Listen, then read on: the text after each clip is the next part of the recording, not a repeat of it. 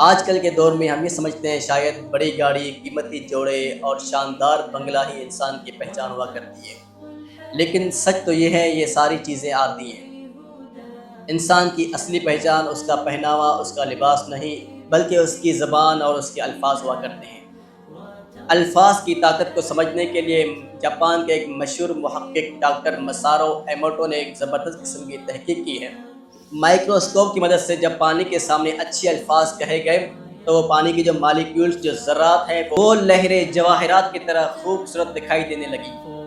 ذرا سوچئے، ہماری زبان سے نکلے ہوئے الفاظ پانی کو بھی خوبصورت بنا سکتے ہیں، تو ایک جیتے جاگتے انسان کے دل اور دماغ پر کتنا اثر ڈالتے ہوں گے۔ الفاظ کی طاقت کی سب سے بڑی مثال دنیا کے مشہور سائنسدان تھامس ایڈیسن کی زندگی ہے۔ یہ وہ سائنسدان ہے جس نے بلب کو ایجاد کیا۔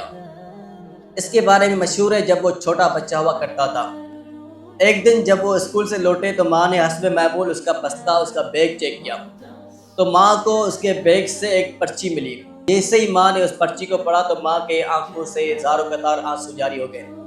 بیٹے نے پوچھا، ماں کیا مسئلہ ہے؟ ماں آخر ٹیچر نے ایسی کیا بات لکھ دی ہے جو آپ رو رہی ہیں؟ تو ماں نے ہمت سنبھال کر بڑے حوصلے سے ایک زبردست بات کہی کہ بیٹا، ٹیچر نے لکھا ہے کہ آپ کا بیٹا بڑا جینیس، انتہائی ذہین ہے۔ ہمارے پاس وہ فیسلٹیز نہیں ہے جو آپ کے بچے کو پڑھا سکے، لہٰذا آپ اپنے بچے کو اپنے گھر پر پڑھائیں۔ ان ماں کے الفاظ نے مسٹر تھامس ایڈیسن میں وہ اعتماد پیدا کیا کہ وہ ایک دن دنیا کا سب سے بڑا سائنسدان بن گیا۔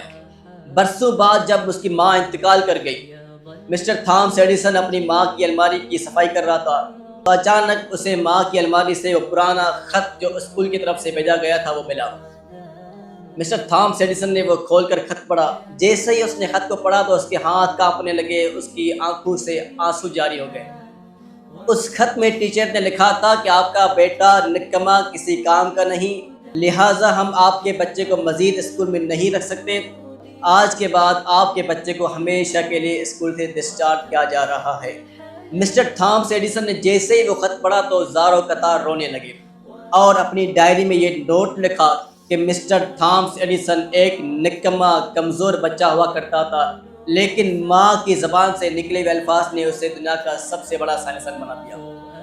دوستو، ہماری زبان سے نکلے ہوئے الفاظ کسی کی زندگی بھی بن سکتے ہیں تو کسی کی خود اعتمادی کو ہمیشہ کے لیے دفن بھی کر سکتی ہے۔ کسی کے موجودہ حالات دیکھ کر اس کو یہ آر نہ دلائیں کہ آپ نکمے ہو، آپ کمزور ہو، آپ کسی کام کے نہیں ہو، آپ تو کچھ کر نہیں پاؤ گے، بلکہ اس سے آپ مزید حوصلہ دیں، اس کی ہمت افزائی کریں۔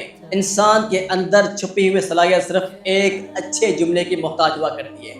مسٹر تھامس ایڈیسن کی ماں نے یہ ثابت کیا کہ دنیا جسے کچرا سمجھ کر پھینک رہی ہے، ایک ہمدرد زبان اسے ہیرا بھی بنا سکتی ہے۔